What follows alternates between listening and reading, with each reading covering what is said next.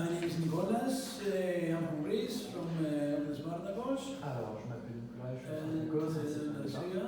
And okay, our issue today is the conflict between the Turkish and the Greek state. Donc, on va parler du conflit entre la Turquie et l'État. I'm not sure about, okay, conflict is a bit heavy word, but okay, the antagonism, the competition in the area. C'est un mot un peu lourd, mais plutôt antagonisme, compétition. So this issue may seem a little trivial, a little unimportant, but for the Greek political situation, it's one of the most fundamental aspects. Alors, c'est peut-être un peu trivial ou un peu pas important, mais pour la situation politique grecque, c'est très important ce genre. Because it dictates the external policy of the Greek state as well as the internal debate. Puisque ça va guider en fait la politique extérieure ainsi que les débats internes des questions At least since the early 20th century, at least the century for the last century. Au moins depuis le début du XXe siècle. Yeah, so what the Greek governments always say is that there is a constant threat from the east. There is a constant threat. Une menace. A constant menace. Yeah.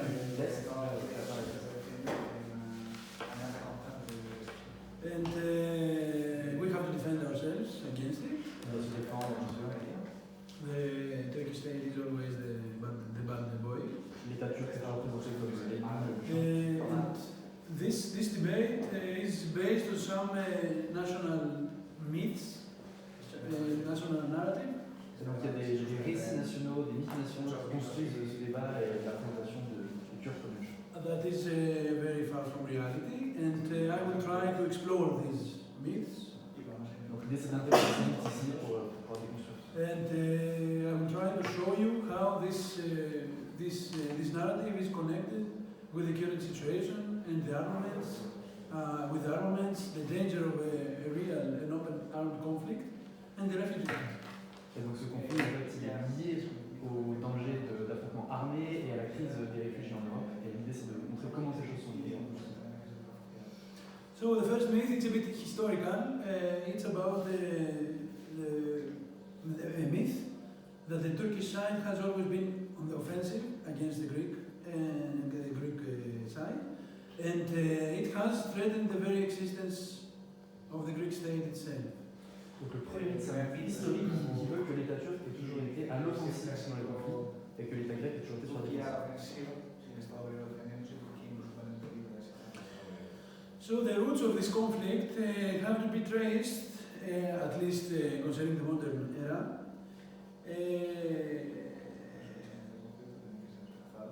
Depuis le début de l'ère moderne, at the eve of the First World War, l'aube de la Première Guerre mondiale.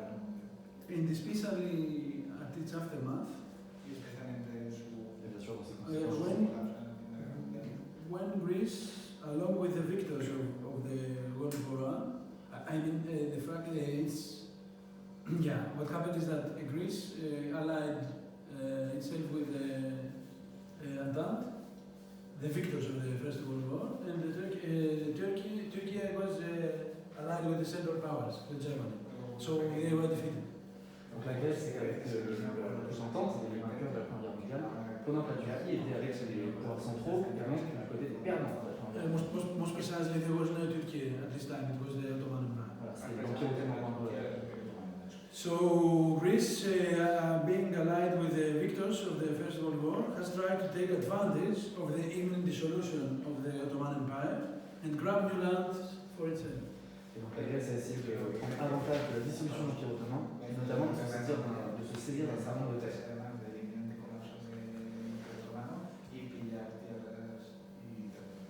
So after the armistice of the First World War, there was a treaty between Entente and the Ottoman Empire, the Treaty of Sèvres, the suburb of Paris.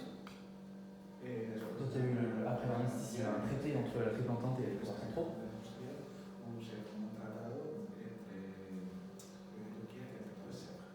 Which, according to the historians, has been even harsher for the Ottoman state, even harsher than the Treaty of Versailles was against Germany. Et donc, nous en France, on sent beaucoup les impacts que c'était sur l'Allemagne, mais d'après certains historiens, les conséquences c'est encore plus important pour la Turquie, l'ancien Empire ottoman, que pour l'Allemagne. So in this treaty, the Greek government, led by Venizelos, had raised some very far-fetched claims, very far-fetched territorial claims. Voilà, il y avait des demandes apparemment très exagérées de l'État grec, menées par qui ont été acceptées après l'armistice. And it's important to note that in order to achieve these claims, the Greek Prime Minister had already eagerly sent 2 divisions, military divisions, to help France and other imperial powers in the campaign to support the White General Denikin in Ukraine. No. Back then, in order to achieve these claims, to gain, the Greek Prime Minister had already sent 2 divisions in Ukraine in the Russian Civil War. Donc, à l'époque, pour accéder à ces demandes, l'État grec, le Premier ministre grec, avait dû envoyer 2 divisions militaires à la générale en Ukraine pour aider les pouvoirs de Yeah, to support the White General Denikin against the Bolsheviks. Yeah, side by side with France and other imperial powers. So, the Greek state was rewarded for this by being attributed all the Aegean islands, all the islands of the Aegean in the treaty. Eastern Thrace, region, Thrace, and with Adrianople and other important cities. And by assuming the military mandate of Izmir. Yeah. Sorry, can you repeat the last one?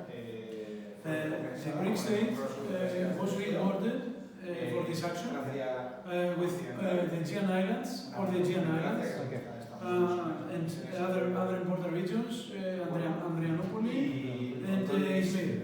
Yeah. Et donc en fait, le pouvoir grec a été récompensé sur l'appui militaire à l'Ukraine et à cette entente en ayant toute l'île de Gênes et d'autres régions comme Andrianopolis et Izmir. And it also took part, the Greek army also took part in the military occupation of the then capital Istanbul. Ils ont aussi un rôle dans l'occupation of the capital Istanbul, which was along with the British, French and Italian armies. Avec l'armée française, anglaise. And even beyond that, the Greek expansionism didn't limit itself to that.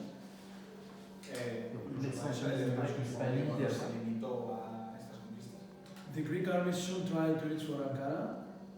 Ankara was then the seat of Turkish National Assembly. L'armée grecque est dirigée par Ankara, qui était à l'époque l'Assemblée nationale turque, ottomane. Only to be defeated by the army led by Mustafa Kemal.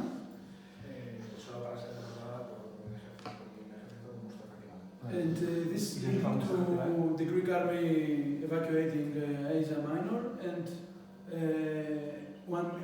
at least 1 million of refugees from Turkish coast to Greece. Esto tuvo como resultado la marcha en el proceso del ejército griego de Asia Menor y el desplazamiento de 1 millón de refugiados de las costas de Asia Menor. So the Greek army have to go back with the Turkish one? The Greek army retreated. Retreated and 1 million refugees. Greek refugees from the coastline. The Greek army retreated to Minor Asia. They left Minor Asia for Greece. Okay. Et donc il y a eu un retrait des troupes de l'armée grecque, il y a eu ensuite un transfert de population d'à 1 million de réfugiés. After this, there was the new armistice and the new treaty signed between the new Turkish state led by France. Donc il y a eu un nouvel armistice signé par le tout nouvel État turc. The new Turkish state has just gained its independence from the Ottoman Empire, and foreign imperialist forces and the Greek army. Après l'indépendance du la Turque de l'Ottoman. El objetivo de conseguir la independencia del Imperio Otomano y también de la fuerza que tiene que está. So the new treaty, the Treaty of Lausanne, which stands still today, defined that the Aegean Islands, with a couple of exceptions, would be attributed to the Greek state on the prerequisite that they will be demilitarized. There would not be military presence on the islands. El nuevo tratado, de hecho, sigue vigente a día de hoy, establece que Et donc le nouveau traité en fait conditionnait la remise des cuando se lanza la desmilitarización. IGAL, je ne sais pas comment ça s'appelle en français. ¿Cómo se llama? Comment Ah pardon, voilà, EGN, sous condition que ce soit des territoires non démilitarisés. Yo sé the name of the treaty. Lausanne. Lausanne. Yeah. Et ça suit les deux ans. Es el tratado de Lausanne.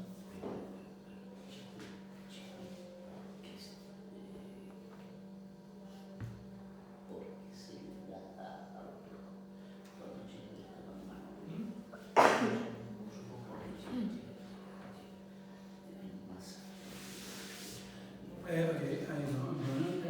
This is very important to remember that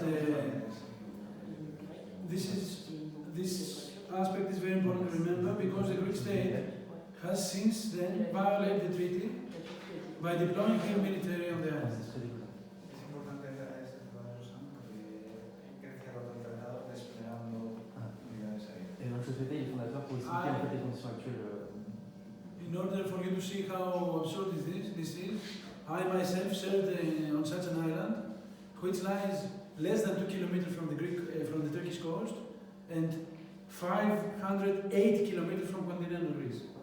Et donc en fait, effectivement, I myself served my military service on an island that lies 2 kilometers from the Turkish coast and 500 kilometers from Greece. voilà. Et donc pour montrer l'absurdité de la chose, Nikos Sissimem a cette responsabilité militaire dans une des îles éoliennes qui est 2 km à 2 km de la côte turque et 500 km des côtes grecques. So the first conclusion, we come to the first conclusion, which is that despite what the Greek state is claiming, the root of the problem is the attempt of the Greek state to basically crush the Turkish state itself, to dissolve it. Malgré la propagande de l'État grec, la source, la racine du problème, c'est bien la tentative de l'État grec de vouloir démanteler l'État grec. So to simply put it, the Greek state is a bad guy too. The Greek state is a bad guy. L'État grec est le méchant.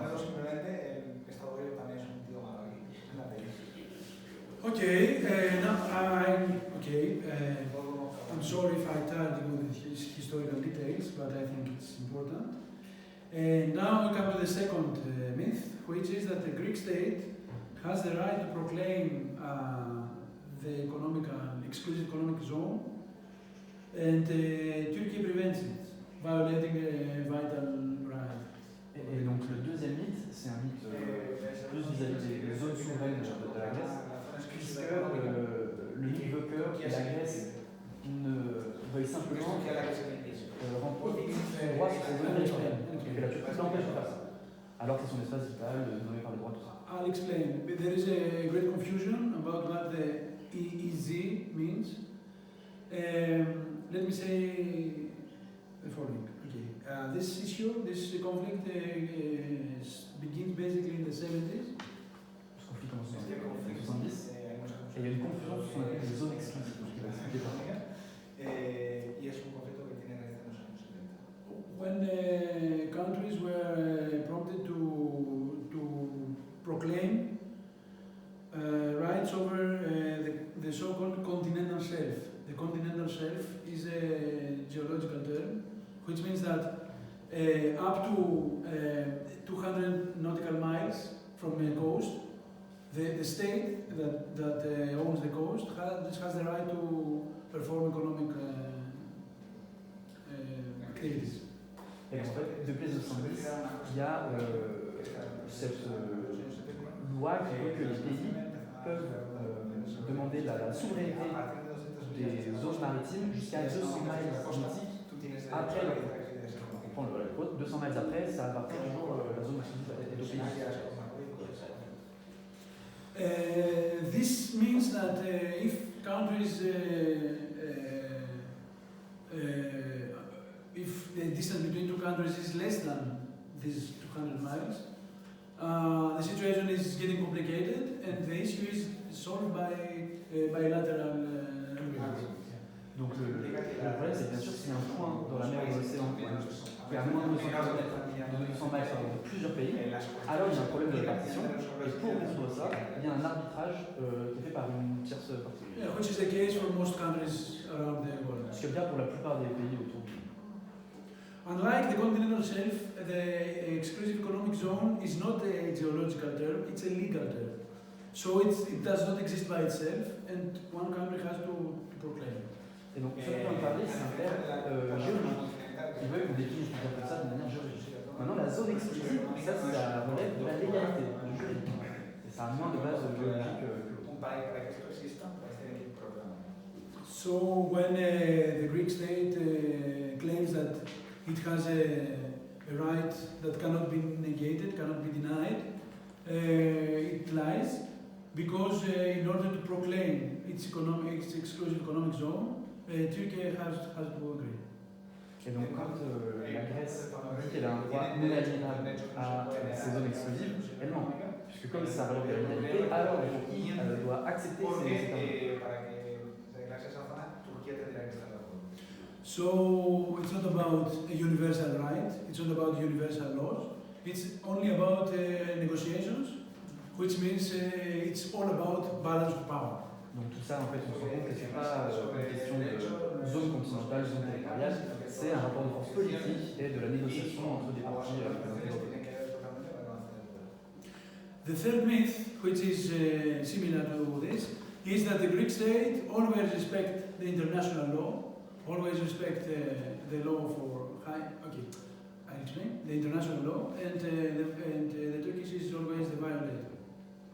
Donc le troisième mythe, c'est un mythe par rapport à la loi qui veut que la Grèce est toujours dans le respect des droits internationaux et par contre la Turquie est toujours dans la violation de ces mêmes lois internationales.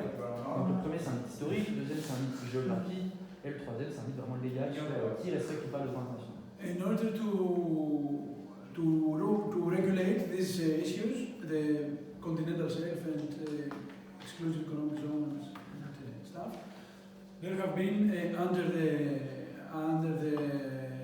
United Nations, there have been 3 conventions for the high seas. That's their name. In fact, these conventions are not mandatory for all countries to respect. They are only indicative, and in reality, there is a mosaic of regulations around the globe, because there are countries that have defined their economical zone at 3 miles, other at 5 miles, 6 miles, 12 miles. There is no rule. There is no universal rule. Donc l'idée c'est que cette histoire de plateau continental qui s'étend 200 milles après la frontière, ensuite dans la loi, il y a des pays qui ont dit que ce serait 16 miles, d'autres 20 miles sur des zones d'exploitation. Et donc il y a une mosaïque en fait, de lois différentes pour appliquer ça de manière différente dans le pays. So this is something that from time to time raises the claim that the Turkish ships violate our exclusive economic zone, which is a damn lie, because there is no such thing. The Greek state has not designated economically exclusive zones. It has only tried to, but they are not recognized. Et donc le mythe veut que les bateaux turcs violent la zone économique grecque, alors qu'on a vu que les 200 000 ça concerne le plateau continental, et qu'ensuite les zones exclusives c'est défini par le droit, et que là il y a une myriade d'applications différentes dans le monde, puisqu'il n'y a pas de consensus géologique ou quoi que ce soit par rapport à ça.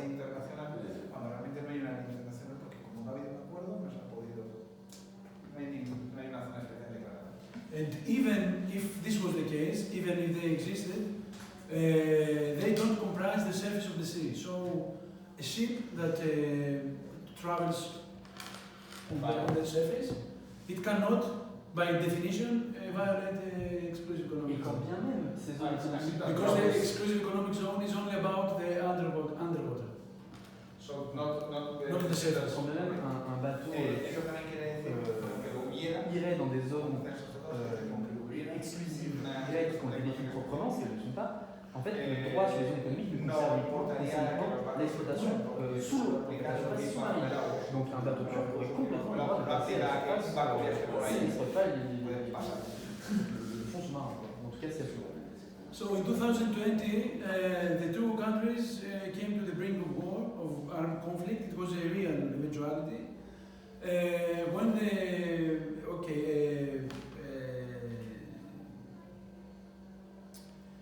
a Turkish ship conducting conducting underwater studies. There was in 2020. There was this Turkish ship conducting studies in a region which Greece claimed to be under its authority.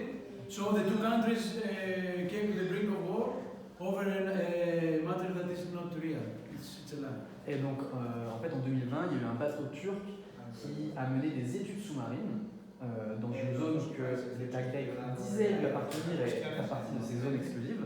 Et les deux pays ont été sur le fil de la guerre, quoi, à ce moment-là.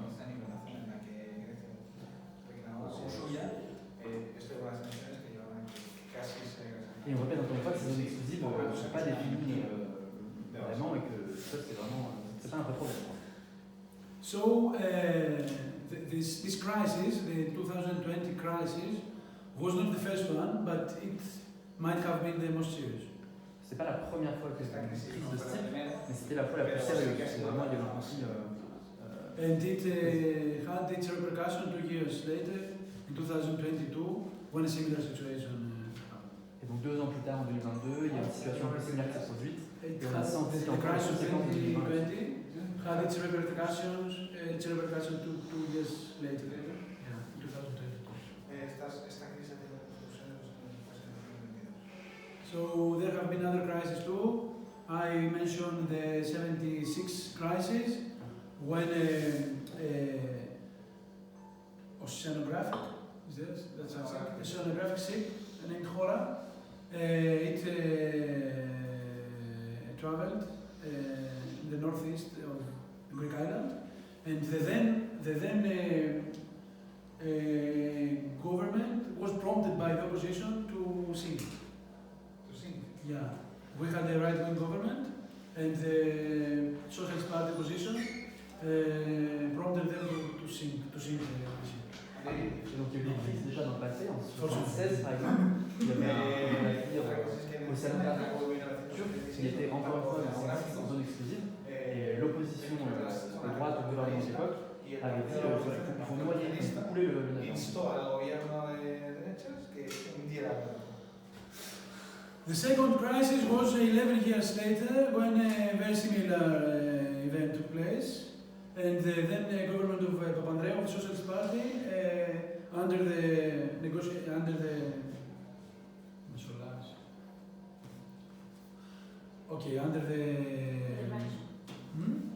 the intervention of the General Secretary of NATO, they agreed with the Turkish government not to violate the peace.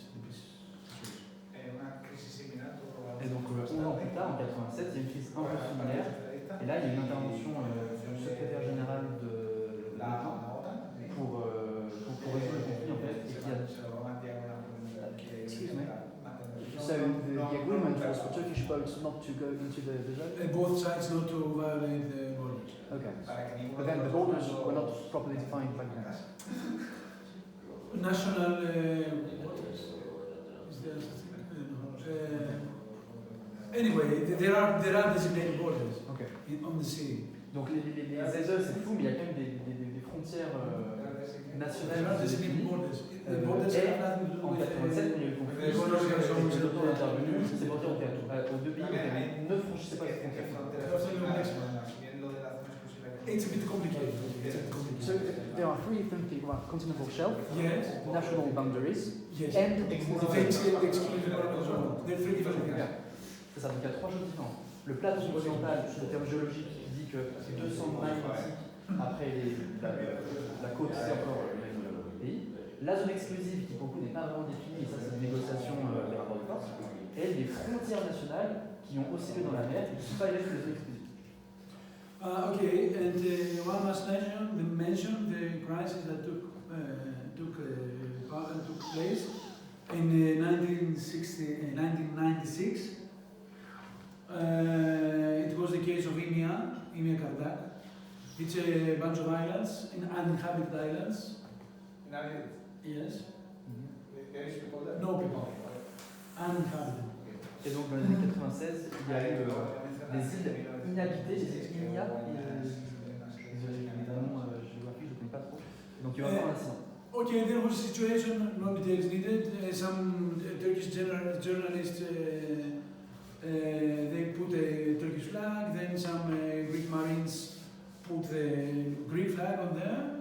And okay, the conclusion was that the Greek president, the US President Bill Clinton, after contacting both prime ministers, they counseled for not coming to war. It was a very real eventuality that the two sides came to war for the rocks. Et donc en gros, sur cette île inhabitée, il y a eu un journaliste turc qui a mis un drapeau turc, des marines grecs qui ont mis un drapeau grec, et les deux pays étaient au bord de la guerre, et il y a eu l'intervention de Bill Clinton pour résoudre la situation et empêcher le conflit ouvert. Ça c'est en 87. So when the Turkish Prime Minister talked with Bill Clinton back then, Tansu Çiller was her name, she said that Greece and Turkey are beginning a war over the fact that two Turkish journalists and some Greek boatmen coming into conflict on a rock inhabited by a goat. Et donc la situation c'était vraiment qu'il a failli y avoir une guerre entre deux États à cause du fait que les journalistes turcs et des marins grecs avaient mis des drapeaux sur une île déserte où il y avait seulement une chèvre.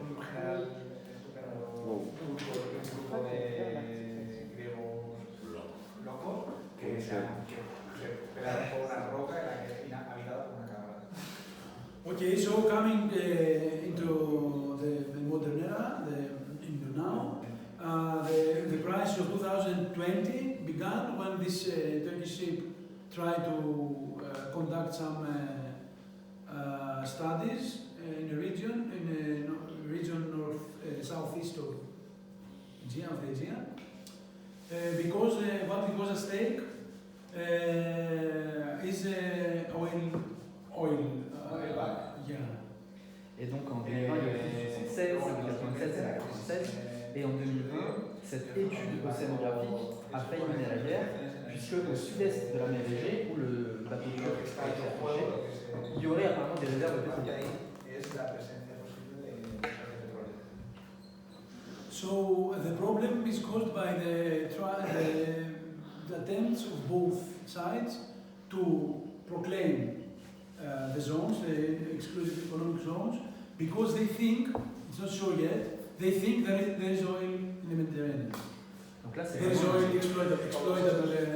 Les deux États qui essaient de s'approprier les droits de la zone économique, de dire voilà, ma zone économique est là, puisqu'il y aurait, c'est pas encore sûr, du pétrole exploitable. Mais donc on a vu que cette zone économique, c'est pas la même que les frontières nationales, et c'est pas la même que le plateau continental, donc là c'est... So to sum up, there are two camps in the region. The first is Greece, along with its allies, which is Israel, Cyprus, and Egypt. They try to designate their exclusive economic zones in such a way that Turkey has no access to the sea. There's a quadrilateral agreement between Greece, Israel, Cyprus, and Egypt. Donc il y a deux camps dans la zone. Le premier camp c'est le camp de la Grèce, de Chypre, de l'Égypte et de l'Israël, qui qui veut voilà, s'approprier ce territoire dans ses zones économiques et exclure complètement la Turquie de ce territoire, qui est au sud-est de la mer Égée. And on the other side, Turkey is trying to ally itself with Libya in order to do something similar. Et de son côté, la Turquie essaie de pour faire la même chose, donc empêcher la Grèce, Chypre, l'Égypte et Israël d'accéder à ce territoire dans ses zones économiques exclusives. Okay, so now the dynamics of the conflict are a little complicated because on one hand the Greek state tries to be the frontman, has to be the champion, tries to be the champion of The bulwark of Western imperialism. Et donc le conflit, les dynamiques du conflit aujourd'hui sont compliquées parce que d'un côté il y a l'État grec qui essaie d'être le champion au bord du territoire en fait de l'Europe pour l'impérialisme. Insisting on the fact that Turkey now at least now, the relations between Turkey and EU and the US are not at the best point. Et en plus les relations entre la Turquie, les États-Unis et l'Europe ne sont pas au paroxysme de ces conflits. So Greece is trying to get international arbitration, because it thinks that it will be in its favor. Like the Western powers are more allied to us than. Et donc la Grèce pense que le rapport des forces politiques est en sa faveur, et donc elle essaie de faire bouger les choses puisqu'elle pense que c'est le bon moment pour avoir un arbitrage international en sa faveur sur la question des zones économiques exclusives dans l'exploitation potentielle. We're a better child. Okay, a better child. So, yeah, it's not much more than a child though. Anyway, so the dynamics are now a little changed because Turkey has played the role of the negotiator between Ukraine and Russia in the war. Cependant, comme la Turquie a joué un rôle de négociation fort entre l'Ukraine et la Russie, c'est-à-dire en Ukraine, la balance des pouvoirs, le rapport de force a changé à cause de ça. They play a little different role because they are trying to have a more a broader external policy, like a multilateral external relations with Turkey. Parce que la Turquie, ça a des relations multilatérales, donc avec plusieurs camps opposés dans la guerre russe-ukraine. Of course, they don't doubt their position inside the NATO or their alliance to the US, above all. But still, the relations between the two countries are a little complicated after the fact that Turkey has made some agreements with Iran and Russia. Donc bien sûr, ce rôle un peu multilatéral ne met pas en cause le rôle de la Turquie dans l'OTAN et des États-Unis, mais un récent accord avec l'Iran, voilà, le côté multilatéral, pose quand même des questions sur les relations entre la Turquie, l'OTAN et les États-Unis. And above all, they have bought some very expensive rocket systems, S-400 from Russia, which was the cause for the US to deny them a new group of F-16 aircraft.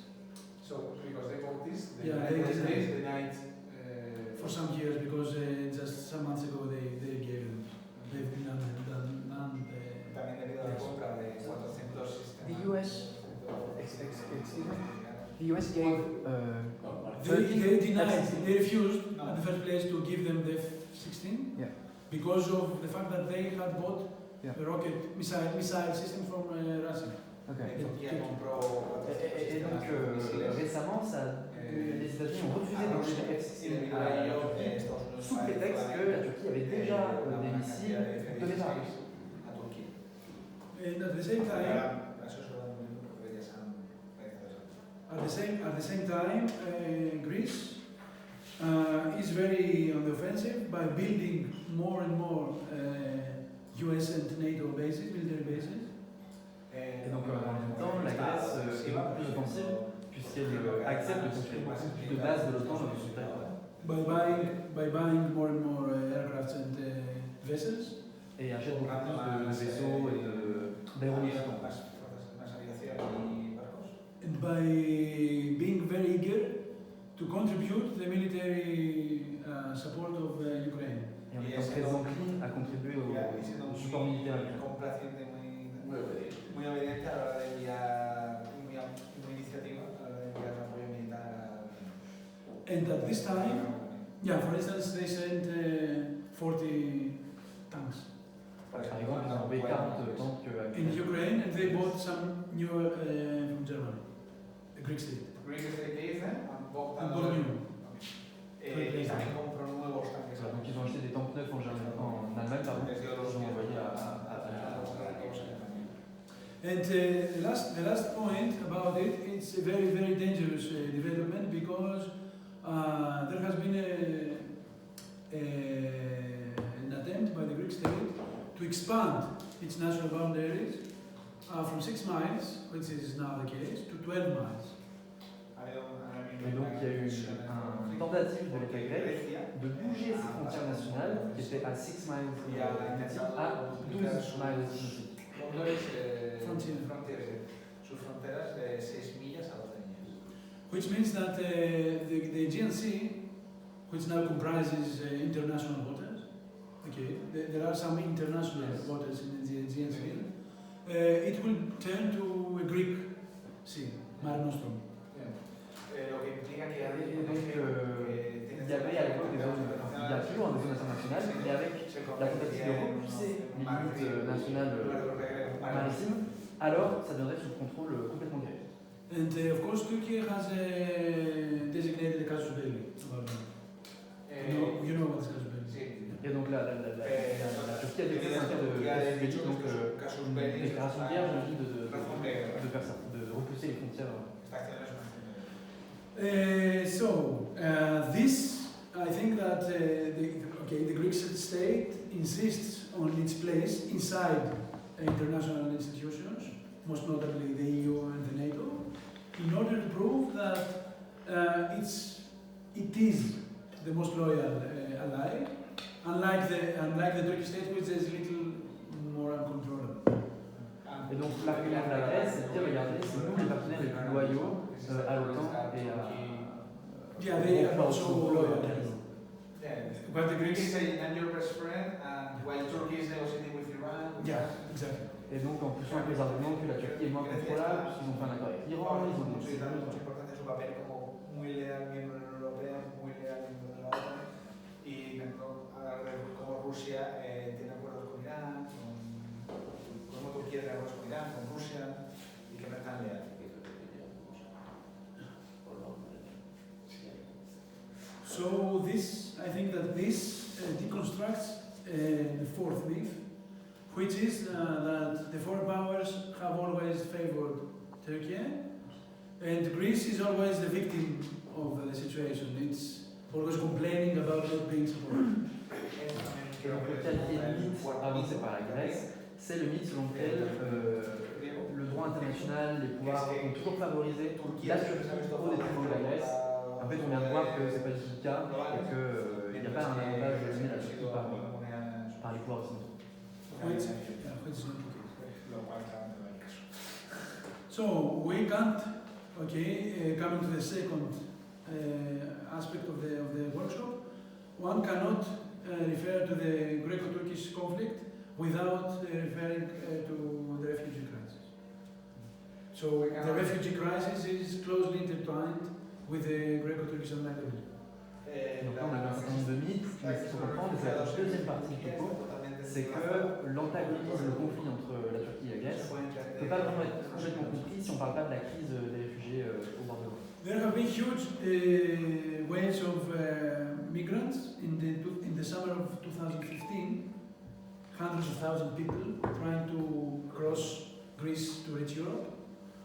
En 2015, il y a eu des centaines de milliers de migrants qui ont essayé de traverser la Grèce pour atteindre l'Europe.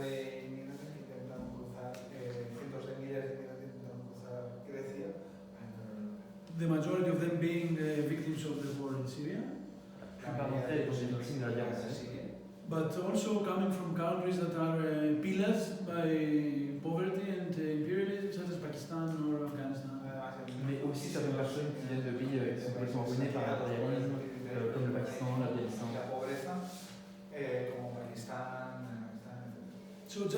this situation, there has been an agreement between the European Union and Turkey, the notorious EU-Turkey agreement. Et donc après cette crise migratoire de 2015, il y a eu un accord entre l'Union Européenne et la Turquie, qui s'appelle l'accord entre la Turquie et l'Europe. Which meant that more people getting pushed back to Turkey from the European frontiers.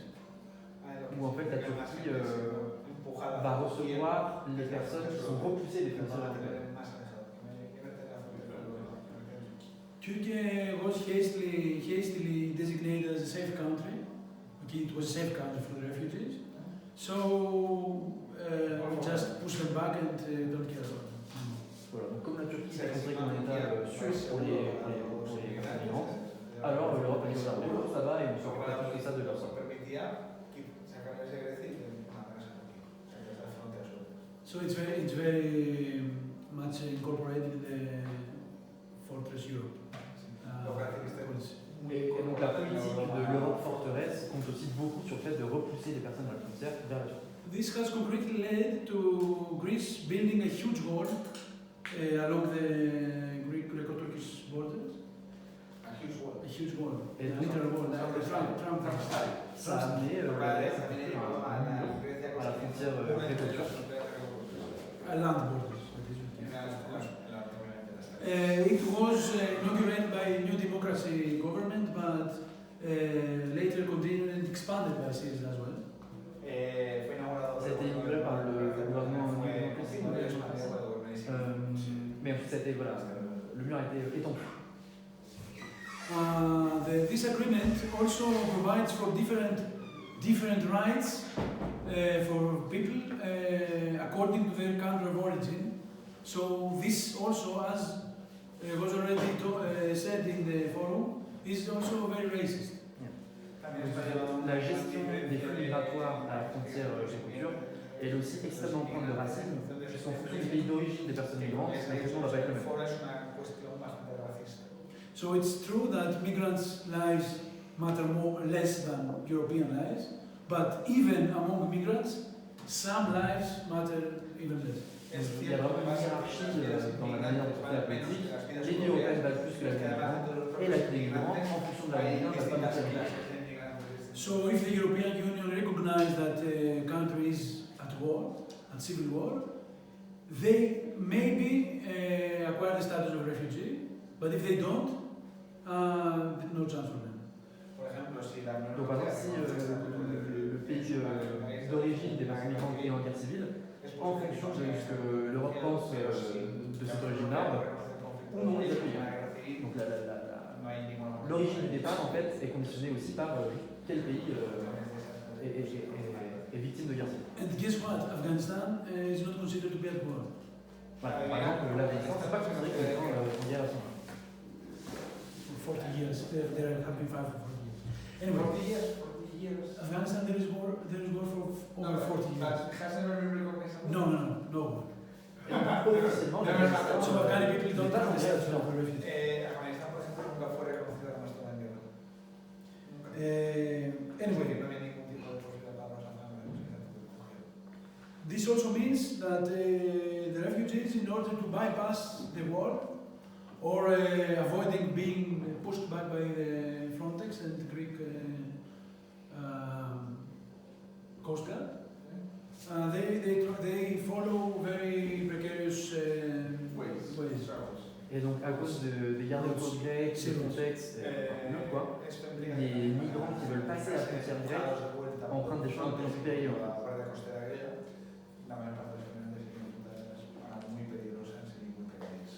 Which leads to boats sinking, hundreds of people meeting their fatal end in the waters of Aegean. Donc, voilà, comme on a aussi plus à l'ouest, des bateaux qui s'échouent dans la mer et des centaines de personnes qui meurent. So literally, the Aegean is turned into a wet grave. Donc la mer d'Aegean c'est une tombe d'eau. Water grave, and one of the most horrible crimes by the Greek state was a month ago when a boat that carried about 750 people. Uno de los mayores crímenes hechos se cometió el mes pasado. Donc le mois dernier, il y avait un bateau qui contenait 750 personnes. 750 inmigrantes. Et This number is not even verified. Este número Nobody knows the verificado. exact number of people. Nadie sabe. on ne sait pas exactement si c'était 750. Ça peut It être- was sunk. It was proved to be sunk by the Greek Coast Guard Par contre, ce qu'on sait, c'est que c'est les gardes-côtes qui ont some trouvé le miles, bateau some miles off the Greek coast. à quelques Unas milles. millas lejos de la costa griega. Yes, this leading to the demise of 82 people and 564 people are still missing. Voilà. One can imagine what missing at sea means. Donc officiellement, il y a eu 82 morts et plus de 500 disparus. Et dans les circonstances, on peut assumer que les personnes disparues sont bel et bien mortes. So most probably the Greek state has murdered 600 people, Donc, on peut parler du meurtre par l'État grec de 600 personnes. including pregnant women and women minors. Donc des femmes enceintes, des mineurs. I would like to highlight the fact that the recent earthquakes in Turkey, the very deadly earthquakes leading to the death of 50,000 people, they have changed a little the relationship between the two countries, between Greece and Turkey. It's clear. Les récents tremblements de terre en Turquie, il y a quelques mois, ont changé les relations entre les deux pays. Sachant qu'ils étaient très meurtriers, on estime à 50 000 à peu près. Quería enseñar también que los sucesos con los terremotos que han ocurrido en Turquía recientemente con más de 5.000 muertos han cambiado ligeramente la relación entre los dos países. Yes, and the Greek Minister of Foreign Affairs was the first to visit the earthquake hit areas. Parce que en fait, la première personne officielle qui a visité les zones touchées par le tremblement de terre était le ministre des Affaires étrangères. And the two countries have agreed to come in negotiations, recognizing the fact that helping one another is very vital. Et donc dans ces circonstances-là, Helping les pays each sont mis other is d'accord very pour vital. They s'entraider recognize dans the les two circonstances ministers of de foreign la affairs.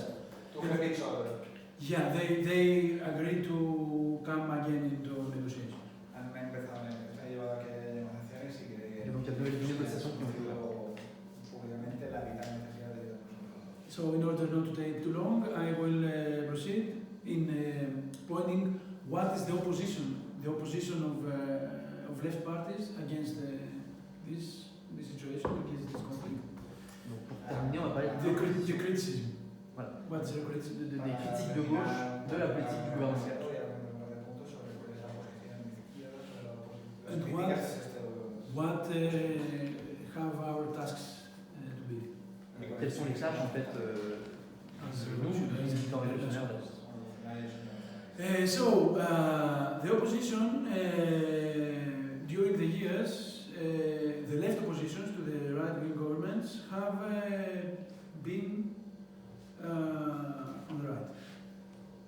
They have been on the right.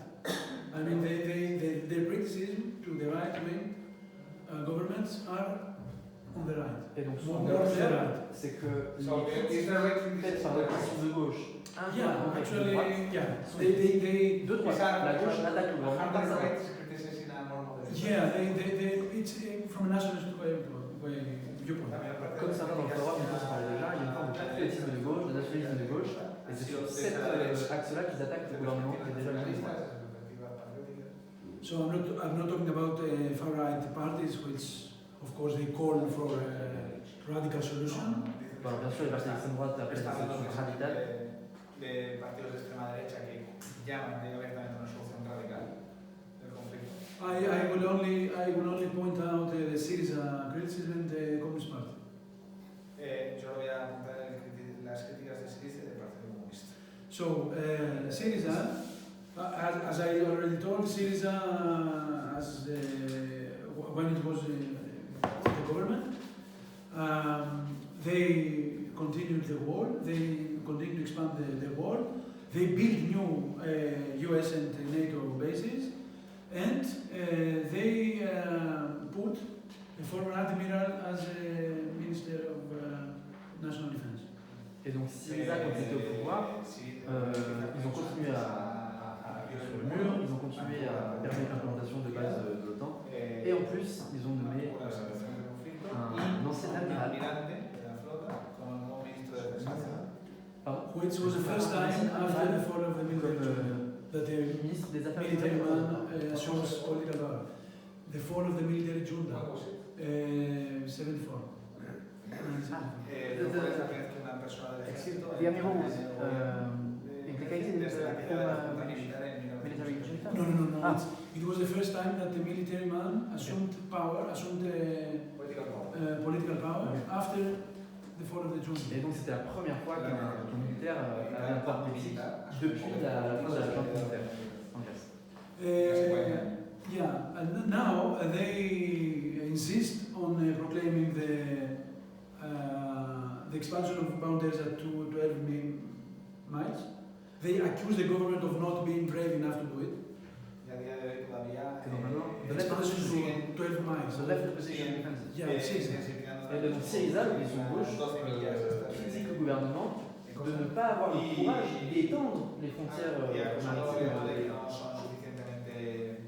maritimes. So they are accusing the government of not doing the casus belli against Turkey. Voilà, donc en fait, ils critiquent le gouvernement They de accuse ne pas faire them de déclaration of de guerre not à la Turquie. going to the casus belli. Syriza is accusing the right government of not doing the casus belli.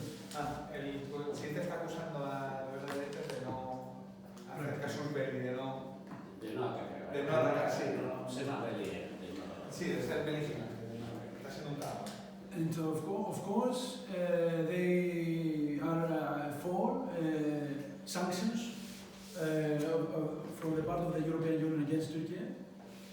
They are for imposing sanctions. Et donc bien sûr, l'opposition de gauche toujours est en faveur de mettre des sanctions au gouvernement turc de la part de l'OTAN. Which will be an economical and political blackmail and impoverishment of the already impoverished Turkish Ce people. qui serait du chantage politique, du chantage économique à une population turque déjà extrêmement obèse.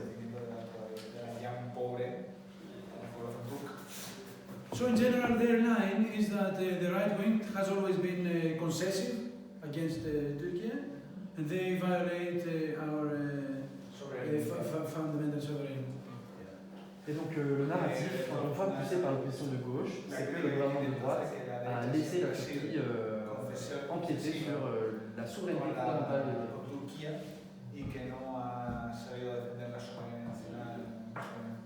Yes, so they speak about the left patriotism, which is the real. Patriotisme de gauche, c'est vrai patriotisme. The Communist Party is not very different from this. They are, in theory, against the NATO. Donc on a beaucoup parlé de Syriza, maintenant le Parti communiste n'est pas très différent. En théorie, il est bien sûr contre l'OTAN. It accuses the NATO only of supporting the Turkish offensive. Mais la critique du Parti communiste de l'OTAN, c'est uniquement celle de soutenir la Turquie. They don't criticize at all the expansion of the Greek state. Donc le Parti communiste, encore une fois, est anti-OTAN, mais ne va surtout pas critiquer les décisions anti-turques, uniquement les décisions pro-turques. And during the recent convention of the NATO, which expanded itself with Sweden and Finland, Durante la última convención de la OTAN que se expandió con la entrada de Suecia y Finlandia. the Communist Party accused the General Secretary, the Secretary General Stoltenberg, that he is neutral. Okay. He accused him of neutrality, the Secretary General. Lors de la précédente convention de l'État grec, le Parti communiste a accusé le secrétaire général d'être neutre dans le conflit entre la Grèce et la Turquie. So for the Communist Party, to sum up, NATO is bad at the extent that it does not support Greece now. Donc encore une fois, pour le Parti communiste, ils sont anti-OTAN en théorie, mais dans les faits, ils sont anti-OTAN uniquement parce que l'OTAN ne favorise pas assez l'État grec. So, coming to our tasks, okay, we already talked about the fact that interstate conflicts always lead to militarism in the interior of countries, so the political situation becomes more repressive. Et donc bien sûr, on a déjà Internal situation. on connaît le fait que les tensions à l'extérieur Yeah, in general, but in Greece too. va amener à la militarisation à l'intérieur. Et donc la répression, notamment du mouvement social, se fait de plus en plus. So when there are social struggles in Greece, government most usually says that, okay, you can speak about it, but you know there's this neighbor that is very bad, and don't talk too much because maybe we have a problem with him. Et donc classiquement, il y a des luttes sociales à l'intérieur du territoire grec. Le gouvernement agite l'épouvantail de la Turquie en disant que c'est bien beau l'histoire de social. On vous rappelle qu'il y a la Turquie à côté et que c'est ça le problème. So in these times, in these hard times, there's a need for national unity to come in communication among ourselves in order to combat the Turkish danger. Et que dans ces temps dangereux de conflit avec la Turquie, ça c'est la propagande du gouvernement, il faut de l'unité nationale, interclasse, pour lutter contre la Turquie. So this is our first task, to deconstruct this narrative, to show the working class that we have nothing to do with our bosses, there is no national unity, and our unity is only international with other working class. Et donc bien sûr, l'effectif de gauche et de notre position, c'est de dire non, il n'y a pas d'unité nationale, il n'y a pas d'unité avec les patrons grecs. La seule solidarité qu'on éprouve, c'est envers les camarades des travailleurs et travailleuses de Turquie.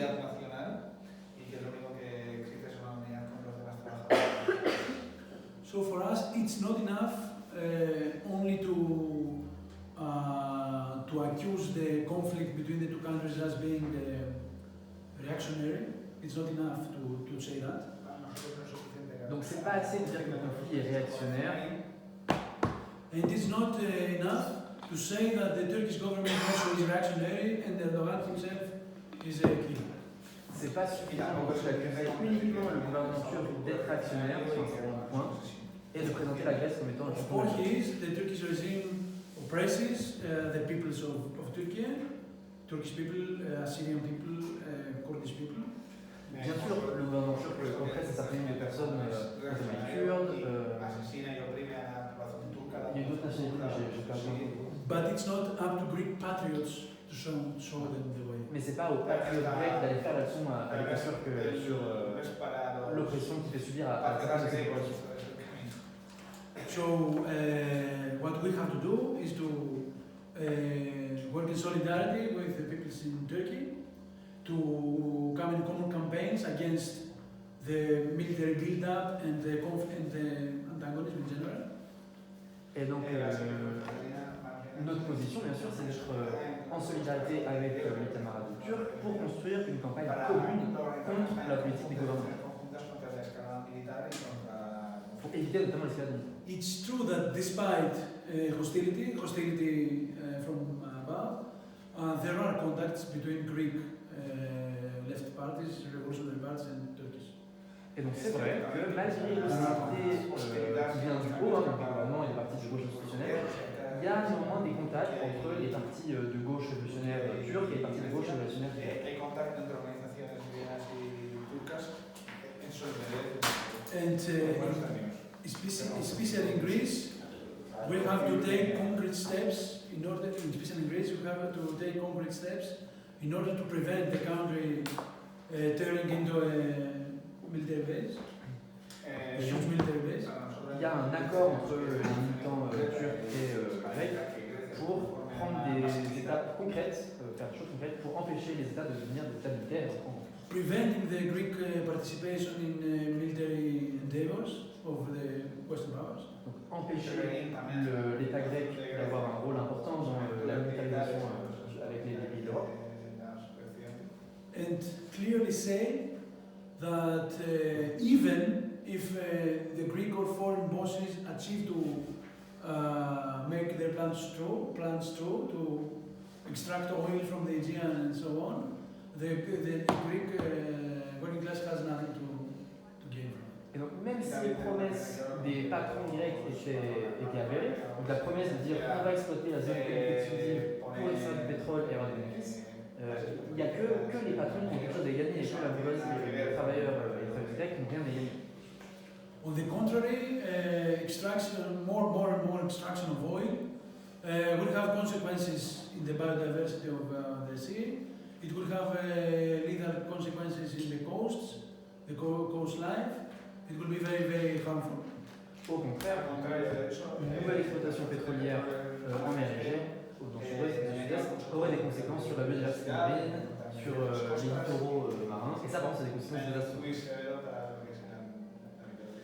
So, to sum up, we could say that we don't hold no blood for oil. Okay? No blood for oil. Donc, on n'a pas d'exploitation de pétrole en mer Égée. No oil in the Aegean and the Mediterranean. We have nothing in common with our bourgeois class. On n'a pas d'intérêt commun avec la classe bourgeoise.